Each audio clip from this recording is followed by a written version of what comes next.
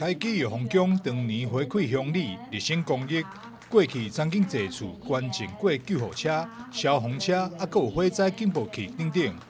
庙方有感近来民众对着快筛试剂的需求，再一次伸出援手，特别捐赠快筛试剂以及白米，展现药房上帝好心积德、甲人民爱慕的精神。他们捐赠了25000剂的快筛，也捐赠了12000公斤的白米，来给弱势的以及给市民朋友在防疫中间得到一个新的尖兵。我们非常的感谢，因为这样子对早期发现避免再传染给别人这有很大的帮助。我们谢谢涂主委，谢谢咱开基药房奖各位委员大家的善心。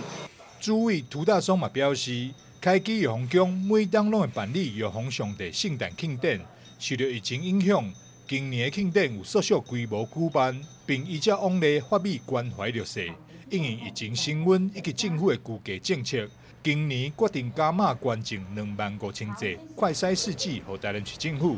协助政府共同防疫。这个社会讲这较弱势，也是且接好人，伊会足艰苦所以而家就是讲呼吁讲大家对这个防疫的一个要求甲咱自身家庭的一个安全的一个管控，咱大家要有一个未雨绸缪的一个去了解这一点常识。那安尼时阵较透过讲咱家己的管理来降低互莫讲规个同时进入个困境。你也嘛会当互这个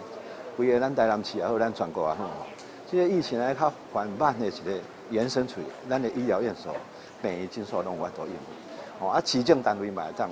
大力甲咱搭下手。开基药房奖捐赠试剂将发送予台南市社会局辖管的社福、职校、心脏护理、老人护理等机构，总共139间。